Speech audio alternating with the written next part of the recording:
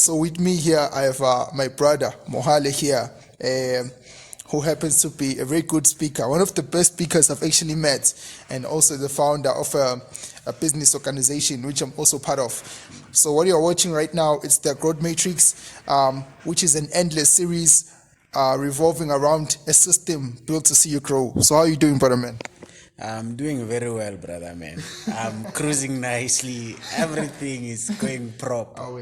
Yeah, I mean, for me, every day it comes with its own lessons. So I'm growing every day. So I appreciate that, brother man. Are you a person who's interested into personal development or self-improvement, if I can put it that way? You see, man, to me, what is life if you don't have an objective? Personal development, it's also an objective. It's you saying that from the position that I am, I want to be that particular person. And that's what makes life interesting. That's what makes life. So that tells that there's no way one would say, I'm not interested in personal development. If you are not interested in that, then you are not living, because life is all about developing yourself mentally, physically, psychologically, in any aspect. So I'm a fan of personal development, and I educate and live that. Okay, brother man. Me personally, I'm a self-improvement coach, which I know you're aware of. I'm a founder of the organization Breaking Barriers. So essentially what we do, we teach people how to become better versions of themselves.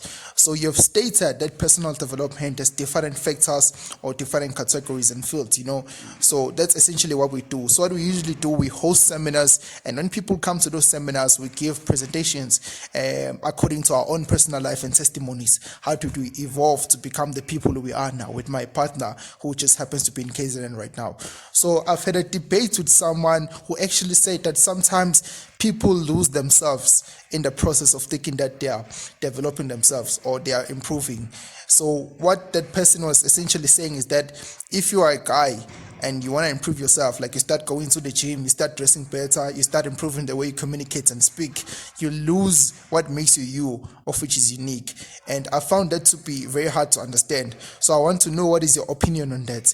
Do you think that in the process of improving yourself, do you lose who you are? Or do you think that improving yourself is actually who you are supposed to be? What is your opinion when it comes to that? Okay, that's a very interesting thing to can ponder about. But this is one important thing to note, brother man. You see, if you are saying in the process of developing yourself, you can end up losing yourself, that in itself tells that before you start with your self-development journey, you didn't know yourself. Because if you start your self-development journey with the clear knowledge and understanding of who you are, then that is exactly what gives you direction. Your initiative to start the personal development journey has to be influenced by who you are.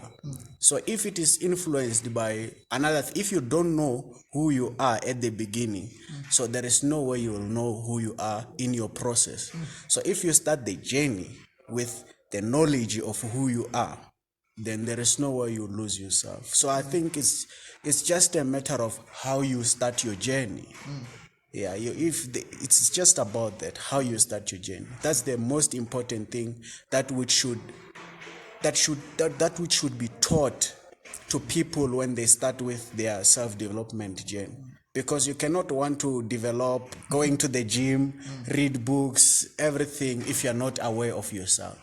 So the initiative to develop yourself should be guided by your awareness to yourself. So consciousness is very much essential.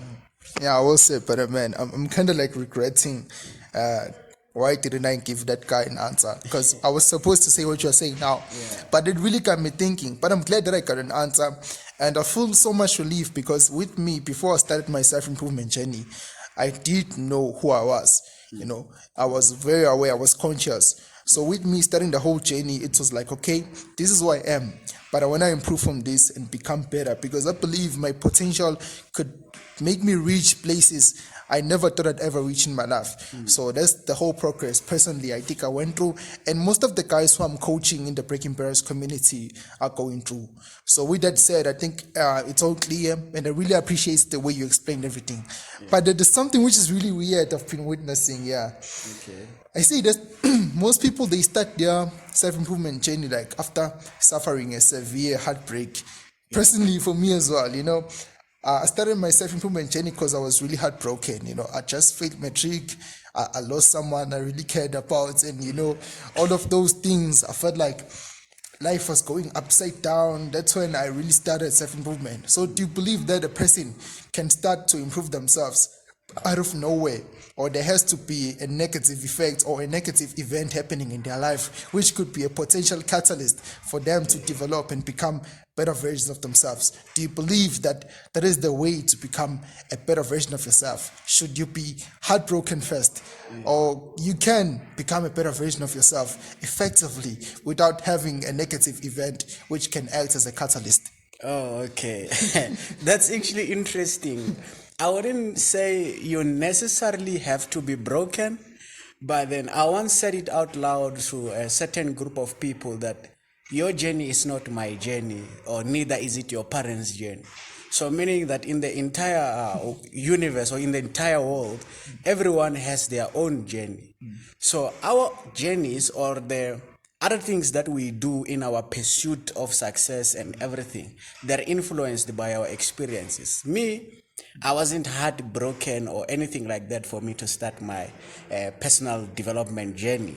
I actually found myself in a position where I was with people who triggered my mind, or who were challenging my mind and my perspective and my way of doing things.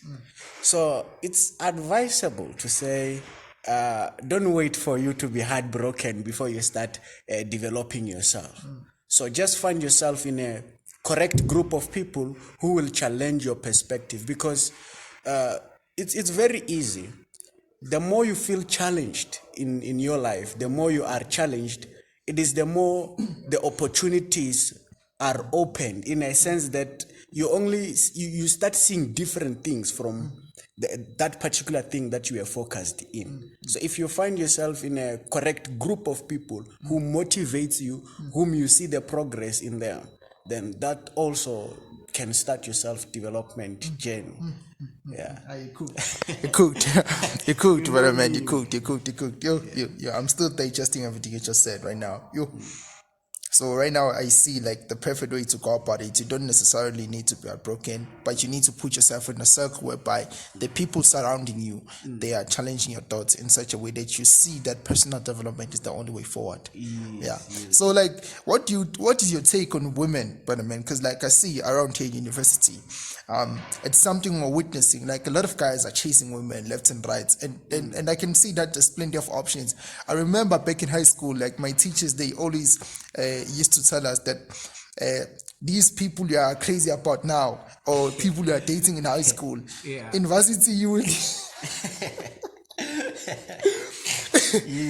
you will find more in university, and most of them, they saw that as a joke or something which was like, it's not true, like we know what you are doing, but it's actually true. And I'm seeing that myself. Like I got here and I'm like, there's so many women out here, but like it all comes down to your focus. Like how focused are you in terms of what you are pursuing or what you are chasing? So the question I have for you right now is that, is it natural for guys to be chasing women the way they do right now, especially in university? Is it a natural thing, or do you think that maybe they are lost and they should be focusing on finding themselves, improving their lives before they could start engaging on relationships or anything like that? You see, I wouldn't say it is natural, or I wouldn't say it's unnatural, but the fact remains that you have total control over how you react to things. You see, you don't necessarily choose what should happen in your life, but you have the total control over how you react to what happens in your environment. Here, there are so many girls and everything, but then it's all up to you. Are you a man? Do you want to be a man, or do you want to be a boy? Because what distinguishes between a man and a boy, it's their mindset. So boys will always think like boys and men will think like men. So meaning that your age doesn't make you a man, but your experience, your mindset, your mannerism of executing and doing things, it's what makes you a man. So when it comes to girls, brother man, it's all about you. A man doesn't go out playing around, but boys do.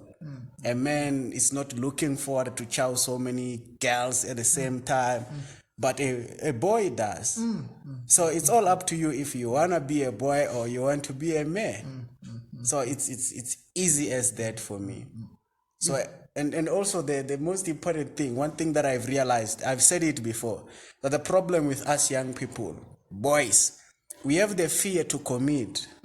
Like because we get scared, or at the end we're gonna get laughed. They are gonna laugh when she cheats and everything. That's simply because we wanna make the relationship about someone else. The most important thing when it comes to the relationships, find someone who is willing.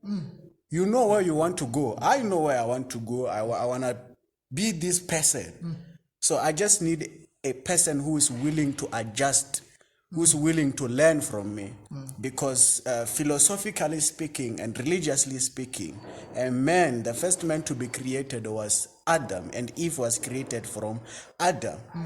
So Eve was never given instructions from God, but the instructions were given to Adam, which had to go down to Eve. So I'm looking for someone like Eve, or we should be looking for people like Eve who are willing, the willingness to take the instruction, or the willingness to adjust. Okay, I appreciate the fact that you talk about instruction. Seeing women as how they evolving to be in our society nowadays, it seems like not many women are submissive but a man. Perhaps I should ask a question before I get into this topic deeply. Do you speak about taking instruction as the same thing as being submissive? Are those two things the same according to you? They are not necessarily the same, and they are not necessarily different. I don't know if I am making sense. They are not the same, but they make sense together. Because you cannot be submissive and not take instruction. And being submissive doesn't mean taking all the instructions. It means if the instruction that is given to you doesn't make sense to you, you are humbled enough to say, this is not making sense. May you please make it to make sense to me. That is being submissive. And for you to be submissive, you need to be willing to take the instruction. So these two, they are making sense together.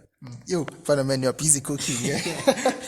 You're doing what you're known for. And for the record, guys, this guy speaking here and myself, we're not even 21 yet. So I don't want you to be like, yo, these guys. I just want you to see the level of wisdom or intelligence that you could tap into if you truly find out, like, what is true and what is not. Okay, potentially we might not know what is true and what is not true, but essentially what we're doing, we're continuously improving and adapting to life. We're well aware of the fact that we have to learn as much as we can at the young age, as much as we can, and by doing so, life could put us in a position whereby we're a step ahead from the rest of the generation. And by nature, I view myself as a leader. I view my brother here as a leader. So I believe it's our part and parcel in terms of the responsibility to speak what is necessary or what is supposed to be heard by the youth out there. So without wasting time, I would like to pass on to the next question. Because there's something that I'm seeing with the relationships in terms of us. I mean, we're young, but I mean, teenagers or early 20s or late 20s, whatever. But that category, I mean, of people. The question is, does the money play that much role? Like, do you think that it's important for a guy to have like money so that the relationship can be stable? Because I'm also seeing this a lot, like especially here in university, the guys who don't seem to have money or who don't give off the impression of being financially well off, they just seem to be a little bit sidelined by women. Like when I'm observing, and then there are guys who are giving off the impression that they are rich, or maybe not rich, but they are giving off the impression that okay, they come from a very good background and they just happen to be doing very well, very good with women, high quality women, if I can put it that way. So I'd like to know your opinion when it comes to that. You're asking that, is money important in doing what? In keeping the relationship or what? Not in keeping, but essentially in establishing a reputation with women. Yeah. Oh, okay. No, now I understand your question. You see, the issue of money, it always comes from women, as you're saying.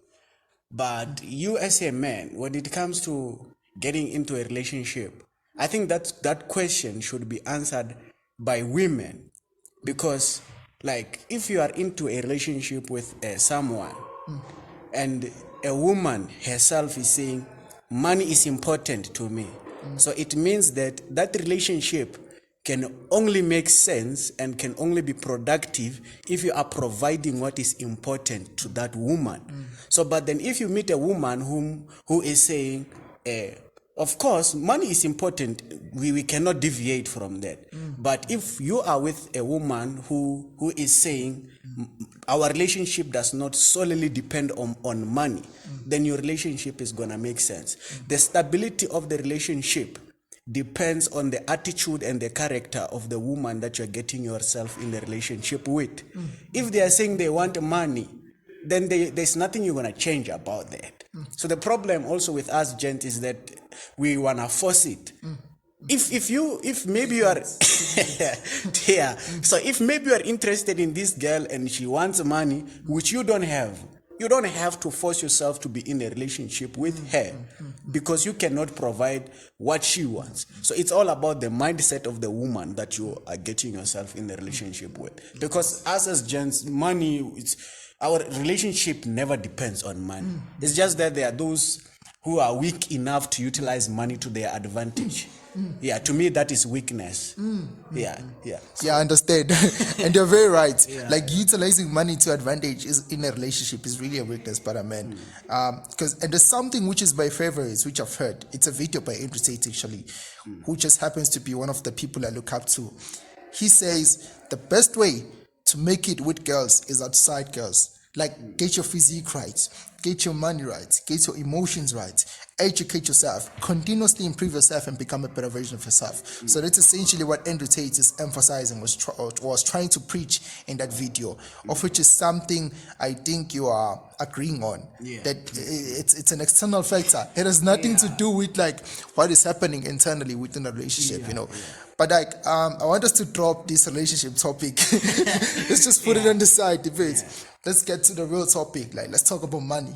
That's my favorite topic, man. Money. I like talking about money because money is important. But I mean, especially since we come from backgrounds where we grew up not having a lot of it.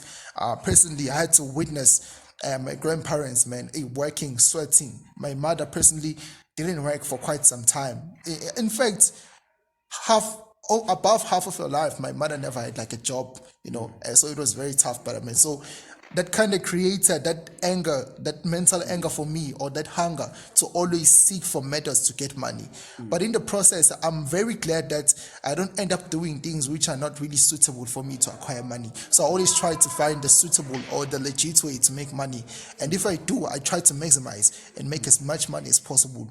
So do you think that us, since we're in university, it is dangerous for us to focus on money while still trying to balance with school? Because me personally, but I'm a person who's very interested in business. I have many books about business.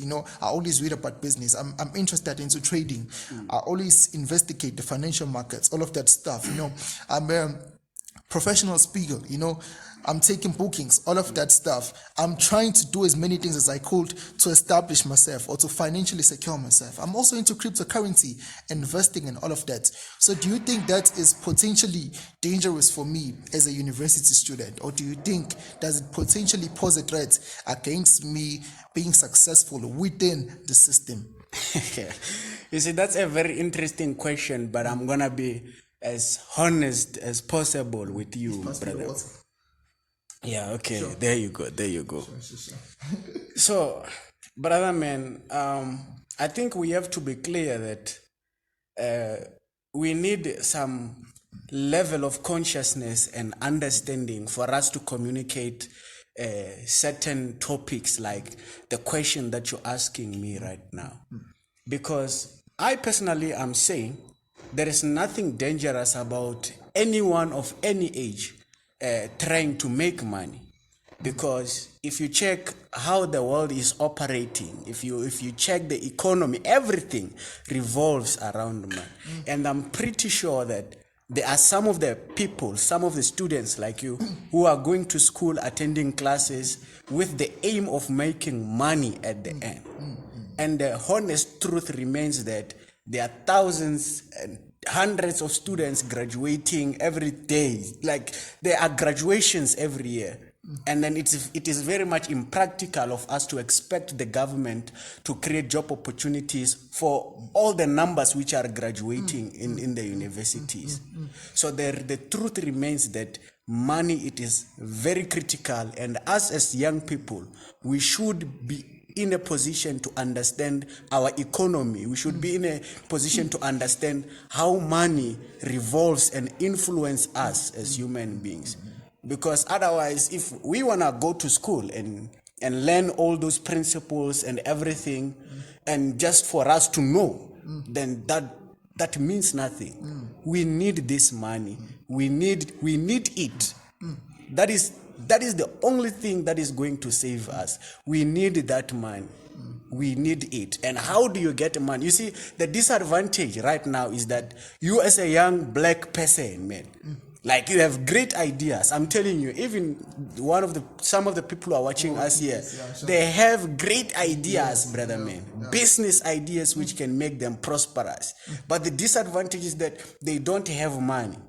And majority of them, they are hoping that after finishing this degree, I'm gonna get the job and then fund my idea. But are you guaranteed? Yeah. So are you guaranteed to get that job for you to fund your idea?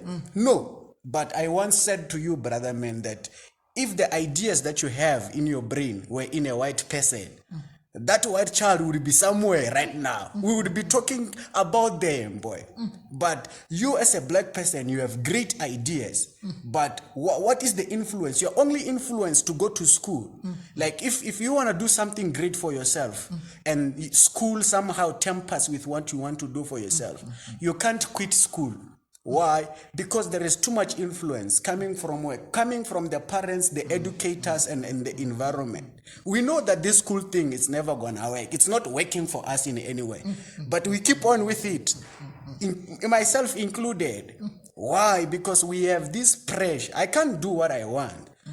I know I have ideas which can make me great, but I can't execute them now because school is also taking my time, because there are those who believe it's gonna make me great. So if you wanna make money as a young black person, connect with right black people of your age.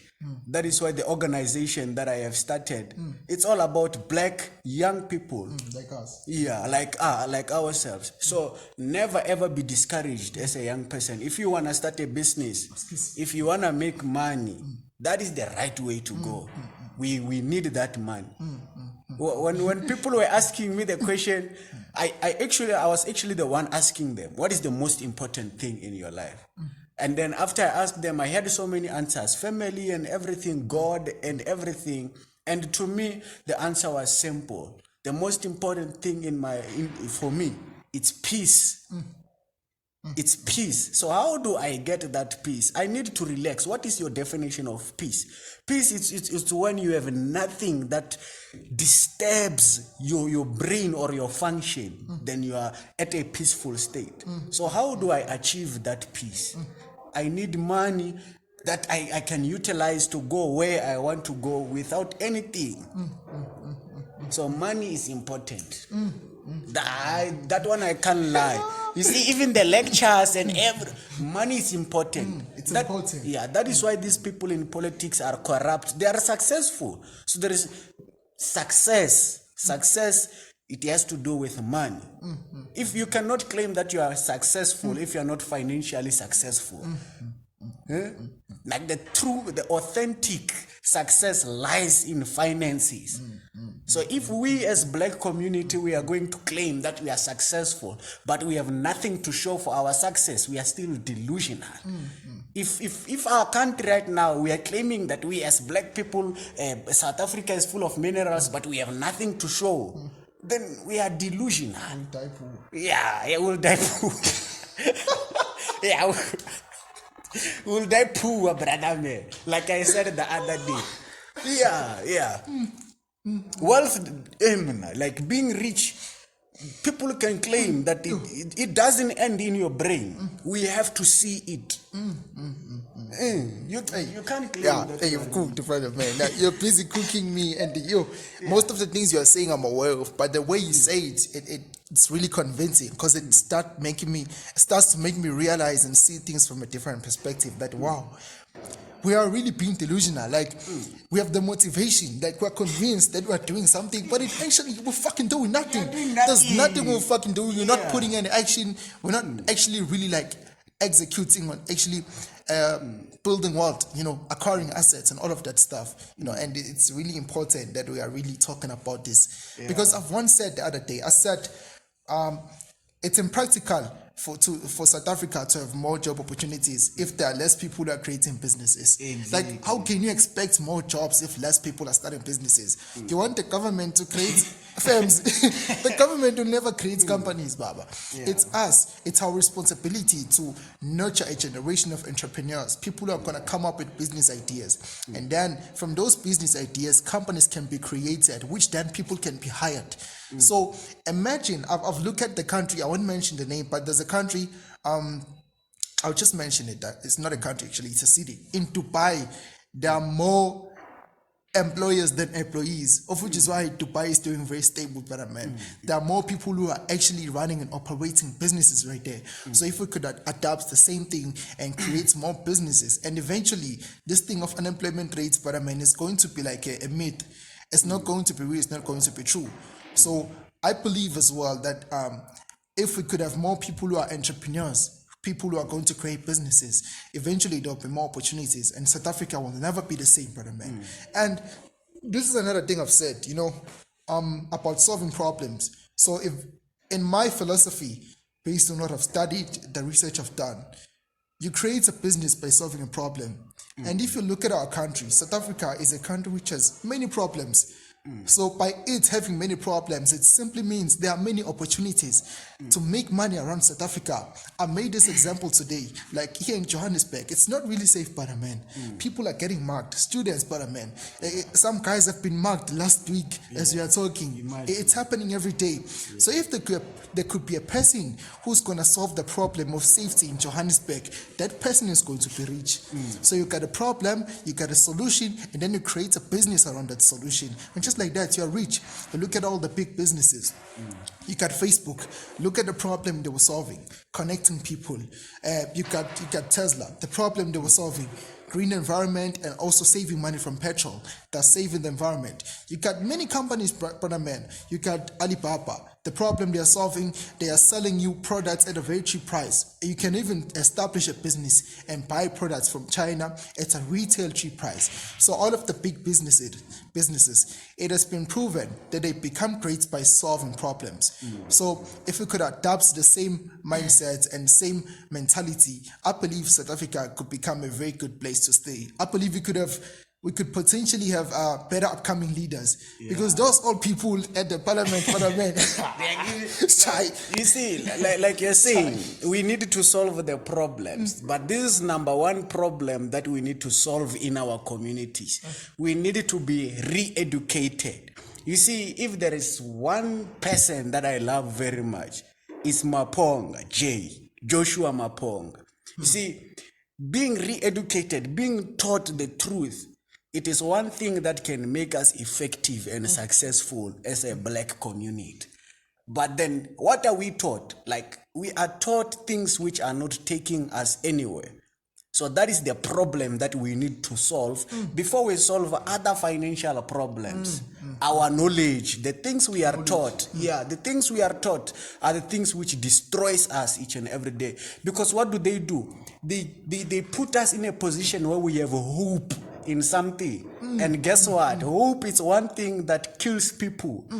You see, people die in marriages because of hope. They're being abused by this guy. They are hoping that this man will change. They are hoping that he will change. He loves me. But guess what? They end up dying in that relationship.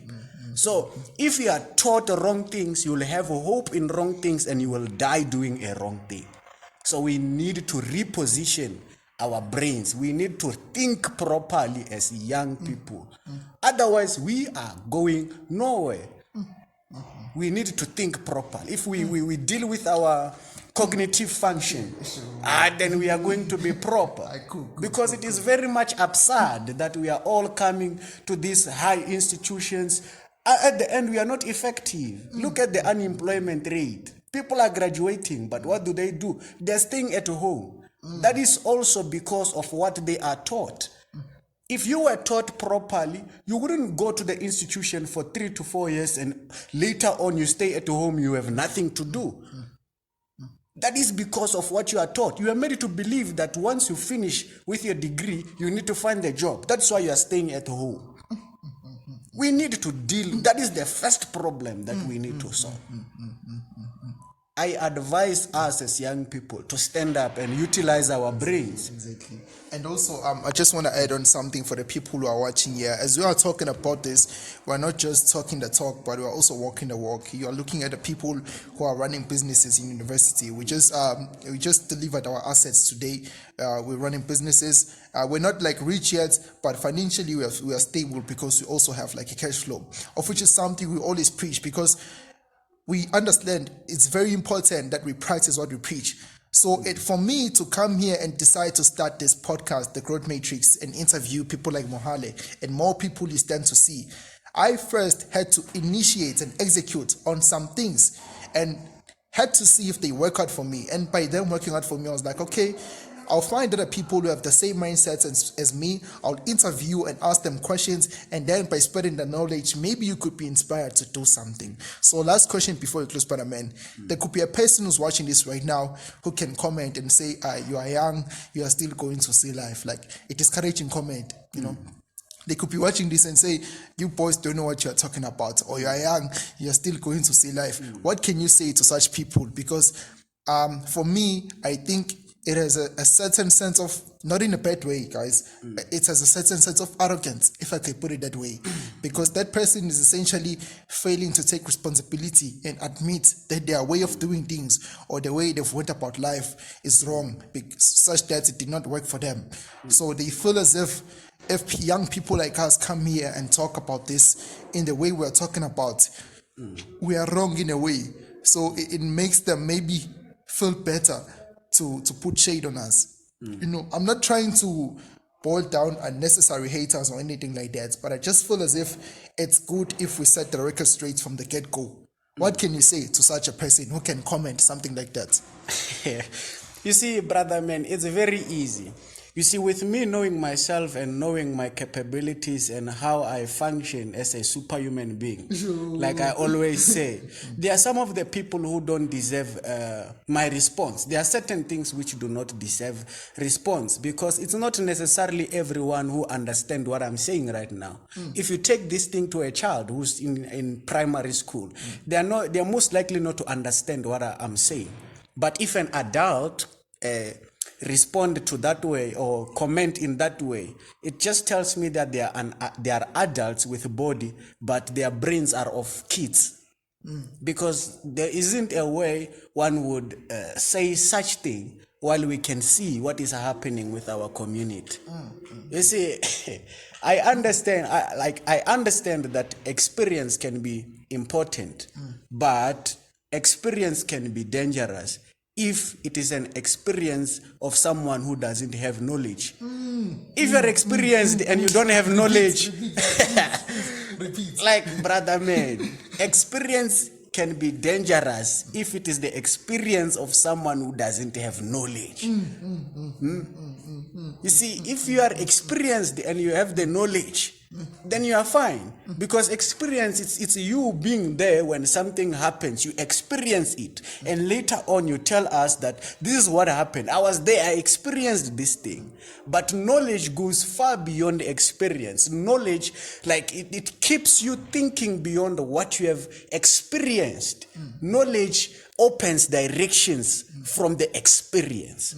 So if you want to tell me that you are still to grow, like you are talking from experience but without knowledge, Because look at what is happening. Like, we are living in a digital world. Things are happening. So if now I come here and say, we must learn this technology thing, and you are saying, you don't know, like you are still young. Knowledge is everything. We need to have direction. So I know the only person who would have the guts to say that they don't have a direction, and I don't have time for such. All right, for man. I think everything you've stated so far is very impactful. Maybe this could be a video which might not get many views, but we'll appreciate the very few people it can reach, Because again, don't take anything we're saying in a negative way.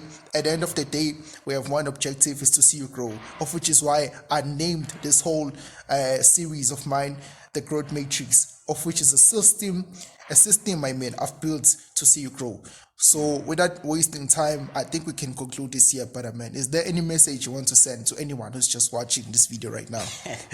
Okay. To anyone who's watching this, just look at the camera. Yeah. If you are watching this video, whether you are a lady or a gent, a man or a woman, consciousness is everything. You see, everything. You see, your ability to do things lies within your level of consciousness. And I believe that I'm talking to you as an individual. I'm most interested in my black community. I'm talking to you that the sooner you are conscious, the sooner you are aware of what is happening, what has happened to you, the sooner you will start to change your life. Because there are people trying to decolonize these things that have been happening in our lives, starting with the education, the religion, and everything. There are a lot of things which are happening. But I am saying to you, be conscious of yourself. Be conscious of the decisions that you're taking every day, the lessons you're teaching your children. Like, be conscious, be sure of what you're teaching your children. Because I'm here because of the lessons that I got from my parents and everybody else who was in my circle. So it is very much important to be conscious. All right. Yes. Thank you very much for that. And lastly, to everyone, what you are watching is the Growth Matrix, a system built to see you grow. See you on the next episode.